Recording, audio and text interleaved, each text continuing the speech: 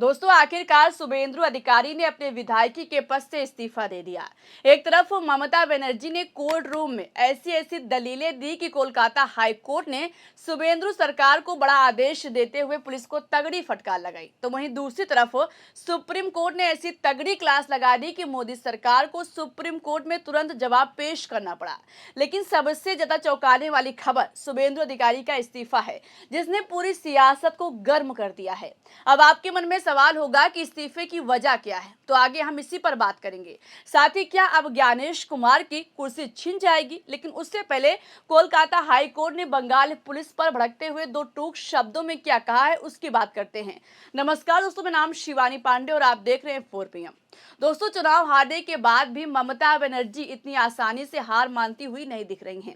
काला कोट और एकदम वकील के अवतार में जब वो कोलकाता हाई कोर्ट पहुंची, चुनाव के दौरान से लेकर रिजल्ट आने के बाद हुई हिंसा के मुद्दों को कोर्ट में रखा, तो उसके कुछ ही घंटों बाद बंगाल पुलिस को हाई कोर्ट ने फटकार लगा दी। ममता बनर्जी ने कोर्ट रूम में कहा था कि पश्चिम बंगाल बुलडोजर स्टेट नहीं है और जो कार्रवाई हो रही है, जो चीजें चल रही हैं, उस पर पुलिस FIR लॉन्च नहीं कर रही है।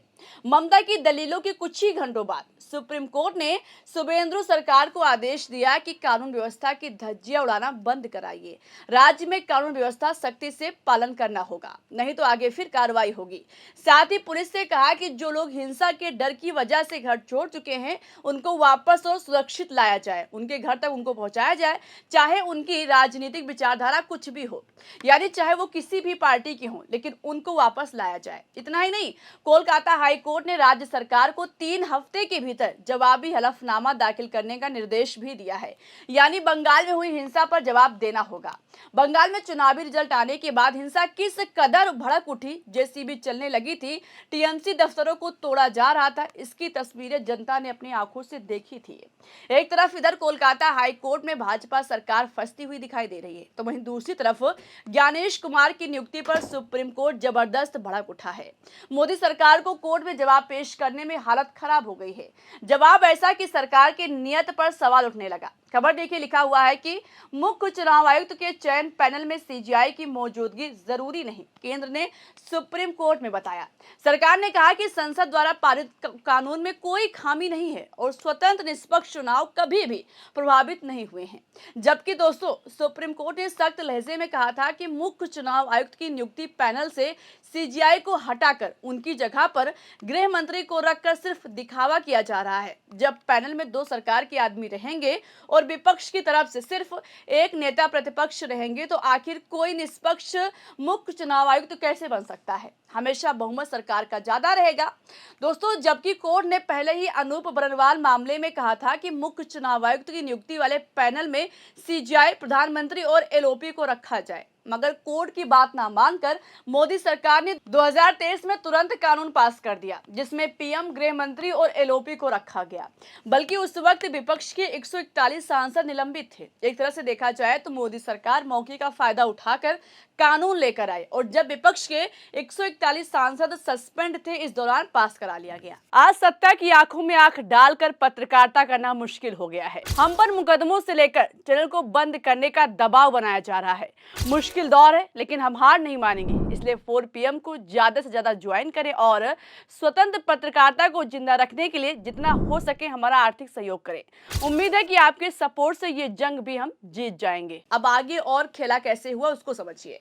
सुप्रीम कोर्ट में याचिका पहुंचने के बाद मोदी सरकार ने जल्दबाजी में ज्ञानेश कुमार को नियुक्त कर दिया, जबकि राहुल गांधी खुला विरोध कर रहे थे। मगर जब प्रधानमंत्री मोदी और गृह मंत्री अमित शाह की मर्जी से ज्ञानेश कुमार को मुख्य चुनाव आयुक्त और सुखबीर सिंह संधू को चुनाव आयुक्त बना दिया गया, क्योंकि नए कानून के मुताबिक 2-1 के बहुमत से सिलेक्शन होना है, तो इसी पर सुनवाई के दौरान जस्टिस दीपांकर दत्ता और जस्टिस सतीश चंद्र शर्मा की बेंच ने कहा कि इसका मतलब LOP को शामिल करके स्वतंत्रता के नाम पर ढोंग किया जा रहा है। मगर दोस्तों, मोदी सरकार अपनी गलती मानने को बिल्कुल तैयार नहीं है। मोदी सरकार का कहना है कि उसका कानून गलत नहीं है, इसमें कोई खामी नहीं है। लेकिन दोस्तों, आप खुद समझ सकते हैं कि कानून गलत है या नहीं। जब मुख्य चुनाव आयुक्त की नियुक्ति 2-1 के बहुमत से होना है तो क्या कभी देश का गृह मंत्री प्रधानमंत्री की राय का विरोध करेगा? कभी नहीं, जिंदगी में कभी नहीं। यही बात सुप्रीम कोर्ट ने कही। अगर सीजीआई को बाहर रखा गया तो क्या एलओपी को शामिल करने का नाटक किया गया है? इससे अच्छा है कि प्रधानमंत्री और गृह मंत्री मिलकर खुद नियुक्त कर लें। नेता विपक्ष को दिखावे के लिए बुलाने की क्या जरूरत है? लेकिन मोदी सरकार के अंदर लगता है कि शर्म नहीं बची है। आप खुद देख सकते हैं कि सरकार कितना बेतुका बयान दे रही है कि सीजीआई को रखने की कोई आवश्यकता नहीं है। तो फिर आप खुद सोचिए, क्या एक निष्पक्ष आदमी को मुख्य चुनाव आयुक्त बनाया जा सकता है? डर होगा कि कहीं अगर सीजीआई और नेता विपक्ष की राय एक निकल गई तो बना बनाया खेल सारा बर्बाद हो सकता है। जैसा कि विपक्ष आरोप लगाता है कि ज्ञानेश कुमार के आने के बाद चुनावी प्रक्रिया को तहस नहस कर दिया गया है। भाजपा को चुनाव जनता नहीं बल्कि ज्ञानेश कुमार जिताते हैं। खैर, अब देखना होगा कि जिस तरह से सुप्रीम कोर्ट एक्शन के मूड में दिखाई दे रहा है, आगे क्या कार्रवाई करता है। दोस्तों, याचिकाकर्ता ने मांग की है कि अगर कानून रद्द होता है तो इसके तहत हुई नियुक्तियां भी खत्म होनी चाहिए। ऐसे में अगर कोर्ट ऐसा करता है तो ज्ञानेश कुमार और सुखबीर सिंह संधू की नियुक्ति रद्द हो सकती है, क्योंकि दोनों इस कानून के तहत चुने गए हैं। क्या ज्ञानेश कुमार को इस्तीफा देना पड़ेगा? ज्ञानेश के खिलाफ क्या होता है ये वक्त बताएगा। लेकिन शुभेंदु अधिकारी ने नंदीग्राम सीट से अपना इस्तीफा दे दिया है। उन्होंने इस बार नंदीग्राम और भवानीपुर दोनों सीटों से चुनाव लड़कर जीते थे। ऐसे में एक उनको सीट छोड़नी थी, इसलिए उन्होंने नंदीग्राम सीट छोड़ा, भवानीपुर सीट को अपने पास रखा। हालांकि भवानीपुर सीट पर भले ही शुभेंदु अधिकारी दावा कर रहे हैं कि जनता ने उनको बम्पर वोटों से जिताया है, लेकिन वहां पर क्या बवाल हुआ था सबने देखा था। काउंटिंग तक बीच में रोक दी गई थी। टीएमसी का आरोप है कि सब घपला हुआ। कितना बड़ा घपला हुआ? ममता ने कहा कि बहुत जल्द पर्दाफाश करेंगी, मगर उससे पहले ही सुप्रीम कोर्ट में ज्ञानेश कुमार की कुर्सी पर संकट के बादल मंडरा रहे हैं। देखना होगा कि सुप्रीम कोर्ट क्या एक्शन लेगा। जो भी खबरें सामने आएंगी हम आप तक पहुंचाएंगे। अभी के लिए इस खबर में इतना ही। देखते रहिए 4 PM। नमस्कार।